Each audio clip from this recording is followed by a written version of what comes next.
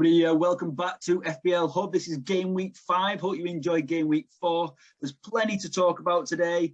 10 games, 23 goals, 25 yellow cards, 1 red, 2 penalties scored, 1 penalty missed, a vital penalty missed at the end of a game, 1 own goal, plenty of VAR decisions as usual, and a change at the top of the table, but only on goal difference. I see smiles around me in the team. So we've got two different team members joining us this week. If you'd just like to quickly introduce yourself.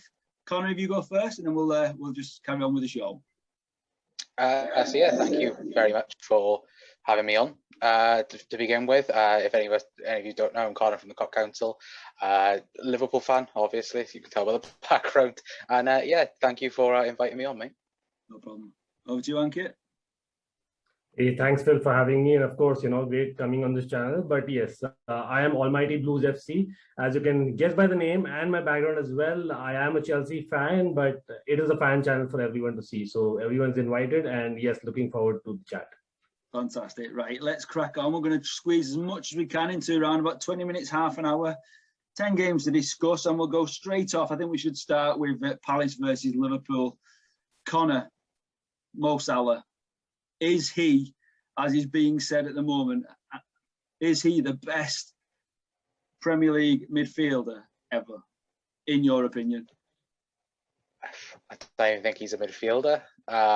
Forwards, yeah. Okay. I had the conversation about him being the best player in the league. Today, for me, I think he is at the moment. I don't think anyone else in the league is on his level at this present moment in time. Carried Liverpool last year to Champions League after other clubs bottling it. But what a player he is! Like I said, there's no one in my opinion that is on his level. He's scoring week in, week out. He looks hungry. He looks determined, and for a guy that apparently was a one-season wonder, is turning out to be one of the best players ever in Liverpool's history. And for me, I think he will not only be a Premier League legend when he's done with Liverpool Football Club, but he'll be one of the all-time best as well, because for me, he's playing at such a high level. I wouldn't say, Ballon d'Or level, because, everyone knows Ballon d'Or, this, that, that. But, he for me is up there at the moment with one of the best players in Europe, let alone Premier League. He is playing fantastic at the moment. Ankit, how does it feel that Chelsea let him go? Wow, you know what? I still say that he scored the first 2 goals for Chelsea, so maybe Chelsea were lucky. But yes, as in hindsight, it's a beautiful thing, right? Hindsight, we can always kind of regret things. But if we had not let him go to Roma, maybe he wouldn't have got that mojo. That was the motivation. But hats off to Klopp and Liverpool management to have actually, I think the only thing missing in him was the finishing, and him actually doing well in that and becoming world class in that particular attribute. Has to be, given to him. Like, he is definitely up there. But again, just from a Chelsea point of view, I would still take a prime Hazard, but Salah is world class. No two ways about it. Quick question, Connor, before we move on. If Salah gets a long-term injury, will Liverpool be able to do as well as they did without Van Dijk?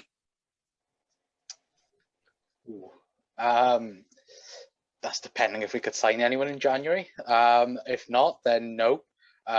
We saw how bad Liverpool got last year without centre-halves.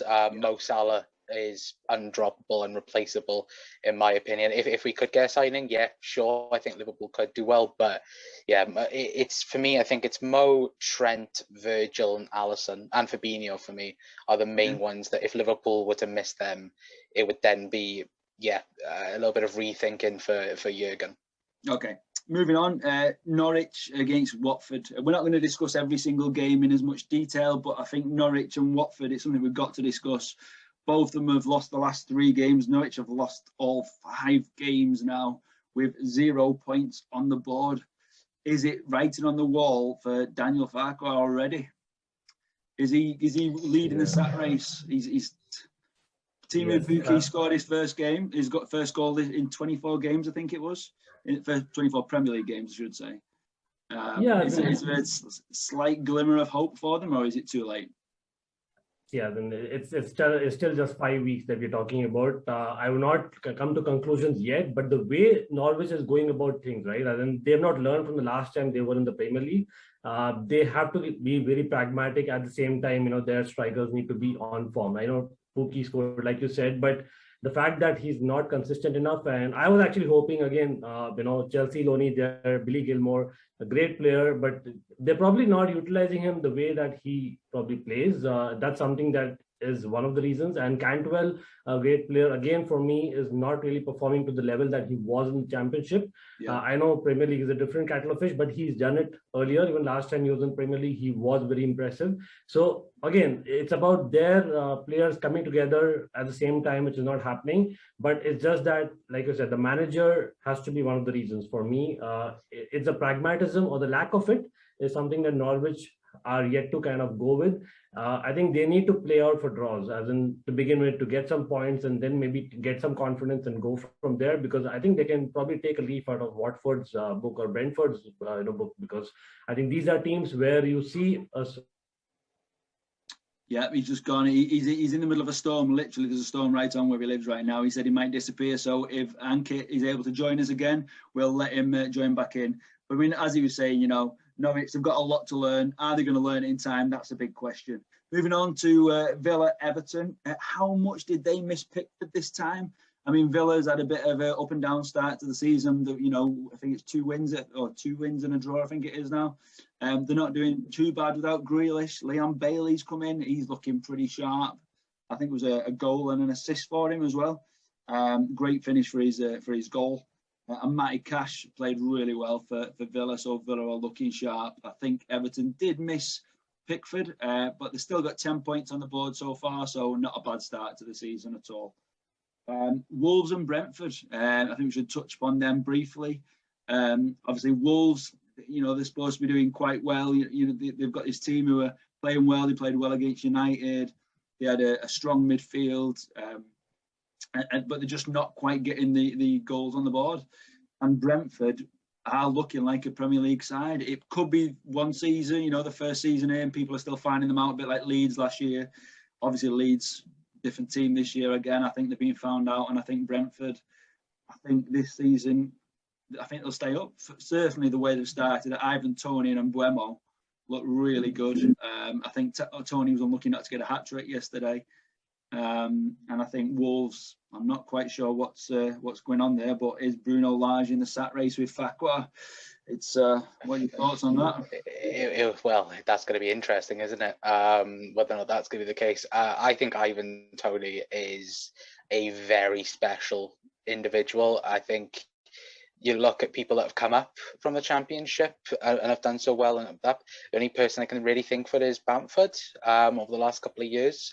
But if he can stay fit for them, I think Brentford will be mid-table for this season. And as far as Wolves are concerned, I think that they just don't have any finishers. If they did have a finisher, they would be knocking on the door for top 6. The amount of chances they create. But yeah, just no finisher for Wolves, unfortunately.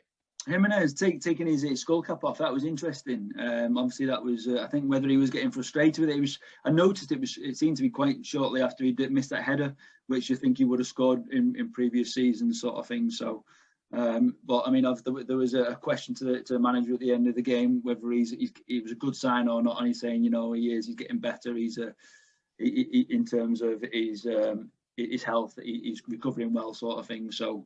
Maybe we'll start to see Jimenez score. And he seems to be getting closer each game, but just not quite there yet. Fortunately, he didn't score against United, and but he's not quite there. He is knocking on the door. But I say Ivan Toney definitely one to watch for this season for Brentford. Moving on to Burnley Arsenal. 1-0 to the Arsenal once again. Was there a penalty involved with this one? Should Burnley have had a penalty? Ramsdale made contact with the ball. I watched this about 10, 15 times on replay, and I can't see if he made contact with the ball. People are saying he did, but I can't see it. To me, he doesn't make contact with anything. What's your thoughts on that, guys? For me, it was the other way around, right?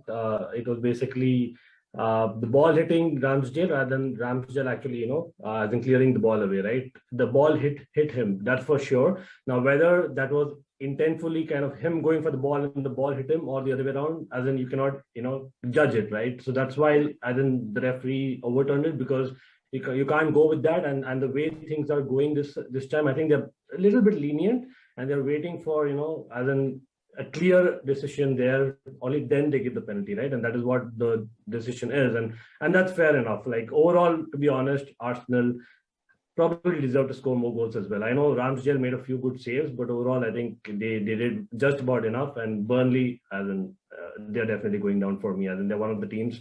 They're going down, yeah. I'm calling it early, because I think even in the Everton game, they were attacking a lot, but their defense, which is unusual for them, right, is not there this term. So if the defense is not there, which is a strong point, and they're not able to score enough goals, I think that is the ideal, as in the combination, to go down. As in, again, it's just 5 weeks, but for now, for sure, they're going down for me. Okay. Moving on to City Southampton, the only goalless draw in the league so far this weekend. Obviously, one more game to go tomorrow, but City with one shot on target, and I think it was like almost the last kick of the game. So, Ankit, you said earlier in a chat that you think that City are Chelsea's biggest competitors this season. What's your thoughts on that, Connor? Absolutely not. Absolutely not. Like, I've said this, right? And sorry, I think it's United, don't you? I know, I agree. Just the fact that people are still underrating Liverpool, I love it.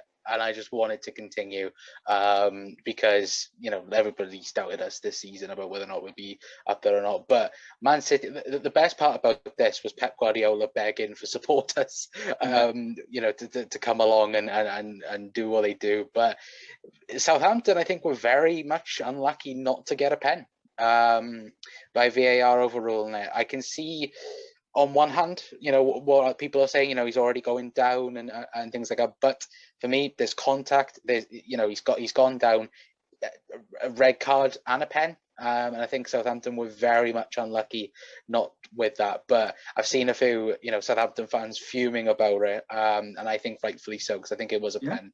Can't disagree. I mean, when you look at Walker's reaction, he knows he's brought the guy down, and he's got that look of a player who stands up and kind of almost like, sorry, lads.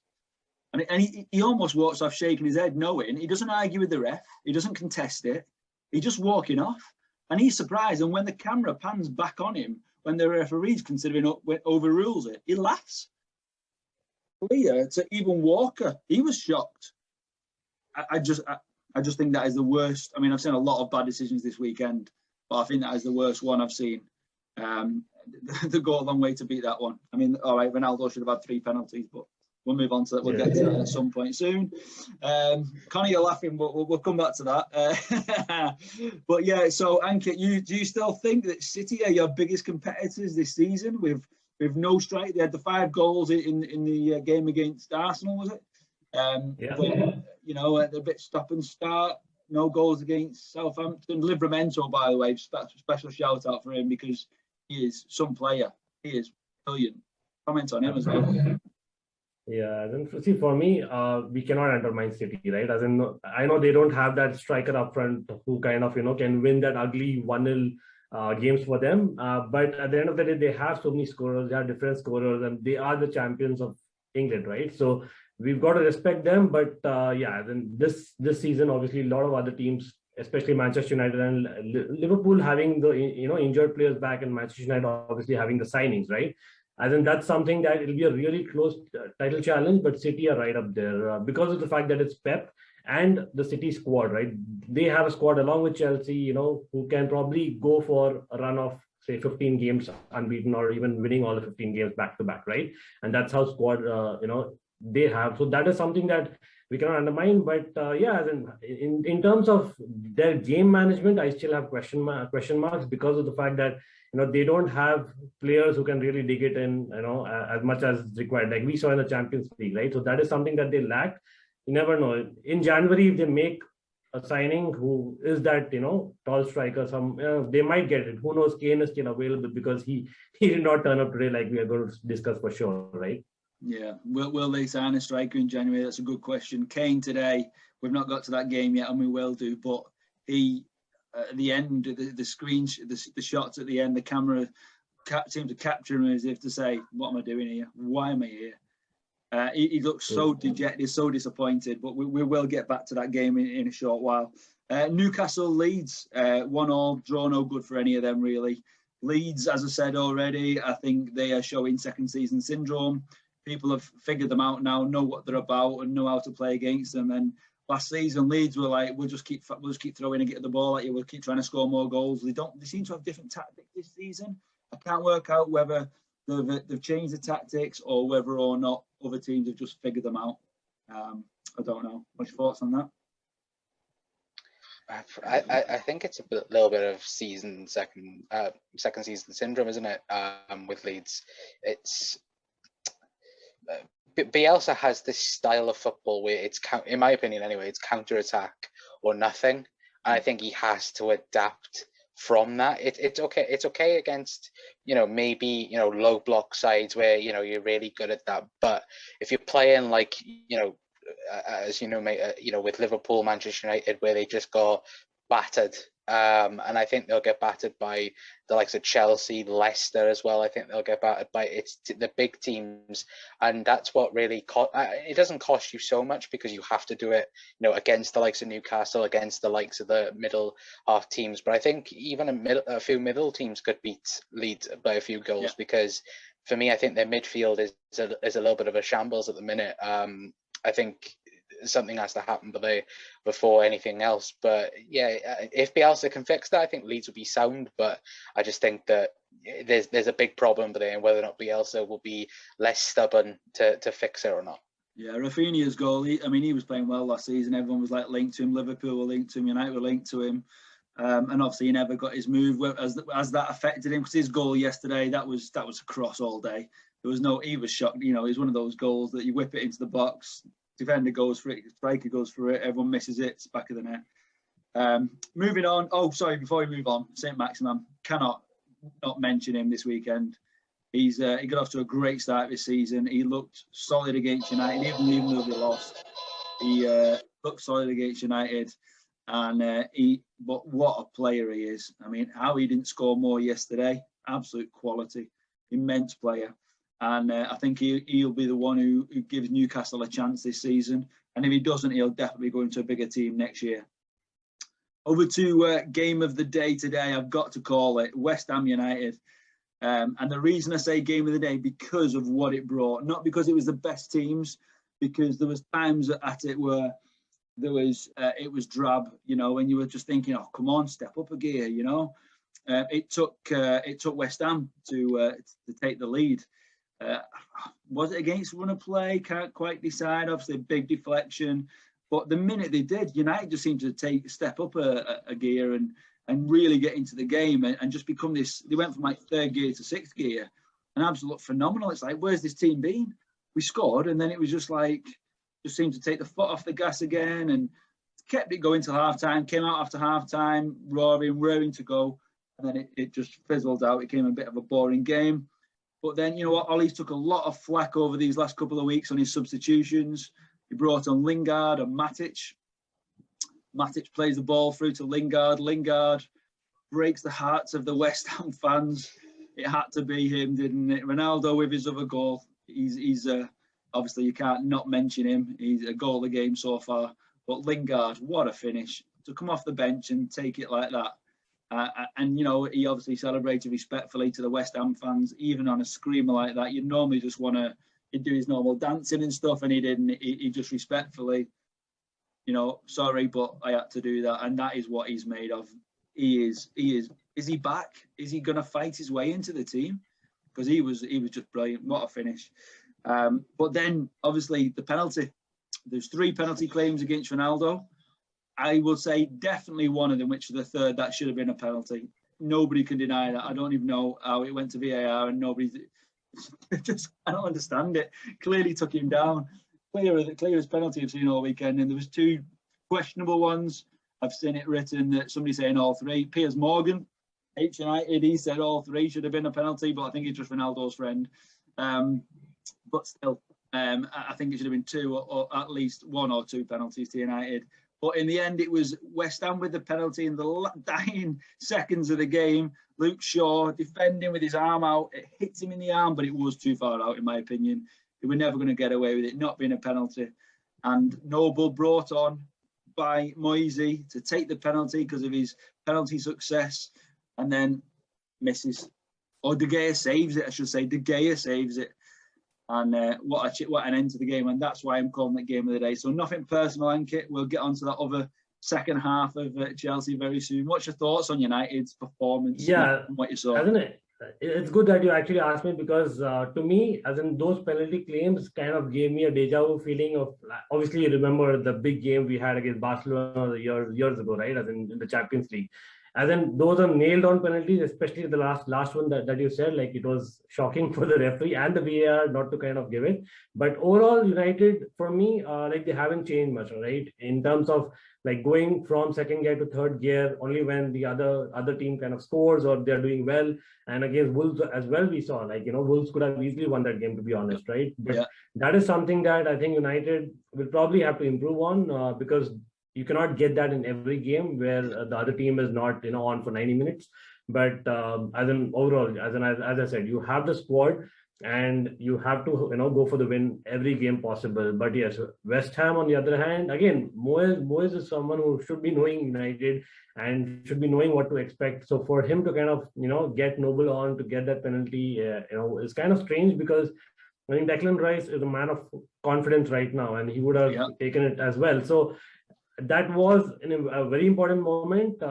Of course, it happened in the last minutes, and things can change. And this is that season where those few decisions can probably, get you the title or not. That's how close it's going to be, is what I'm predicting. If Noble comes on and gets the goal, then Moisey's like, well done, what a decision by a manager, what a substitution. It went against him, didn't it? Yeah.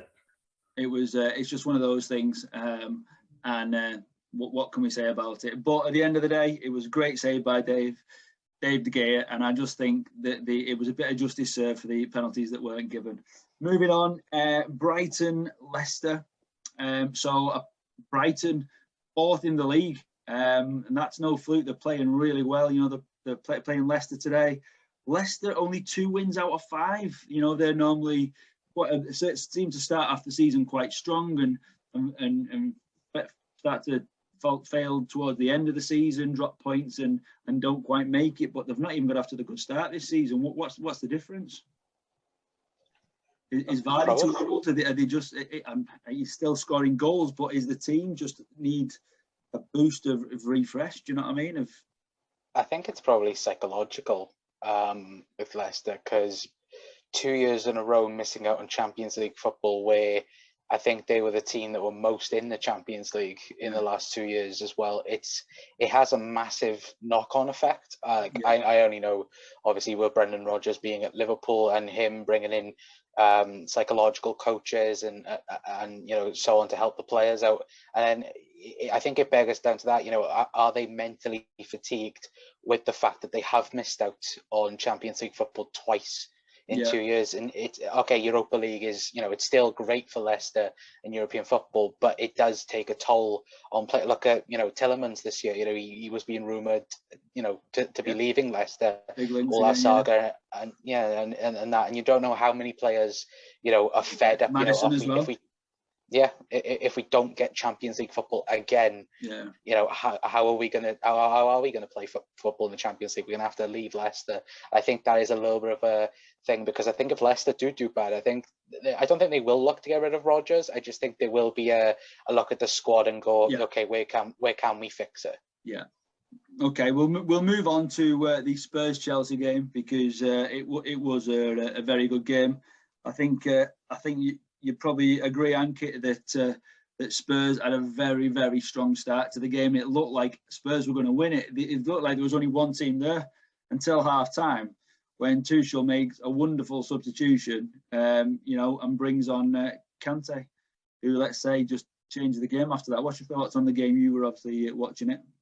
Yes, absolutely. Like, I did tweet out as well, like, the first half was underwhelming. But again, I'm not surprised because Tuchel has actually done this in big games. He actually waits and watches, what the other team does. And at halftime, he makes that change. And today, again, like he made that strong change, like you said, like, it was clear for me that Mason Mount wasn't working. Mason Mount is again like our main midfield man in terms of the attacking midfield, but he was not working at all. Like, and at the same time, I think Spurs, I have to give them, some kind of respect that because they gave it a charge, right? Spurs were on charge and they were really up for it, especially getting, I think, a couple of people back from their injuries, probably, boosted the team. And I could clearly see that they are going for it. But that's what was their Achilles heel because, they couldn't survive that kind of, as in charge for the entire 90 minutes. And after the change that was made, as in with Kante being there, imagine Kante, Jorginho, and Kovacic in midfield, like, two of the European midfielders of the year, and Kovacic, who's highly underrated in my opinion, and amongst them for sure, right? And then that is a great midfield. So midfield is where Spurs were actually getting the better of us in the first half. But with Kante, Kovacic, and Jorginho being there was no way out, and that's where our outlets really worked. I have to give a special shout out for our wing backs, especially Alonso. Alonso is someone that what a goal he nearly scored. Wow, right? As in this guy is like tremendous because as in he always turns up when you feel that this guy's going to get sold, right? And he's turned up. He's arguably the player of the season after Lukaku for us, right? Till now, as in that's how good he's been. Like keeping Ben Chilwell out, who's not even I think played about 15 minutes in the league yet. So for me, Spurs were not able to get the better of Alonso because he was like, on a rampage. Like he was just on and on that left flank.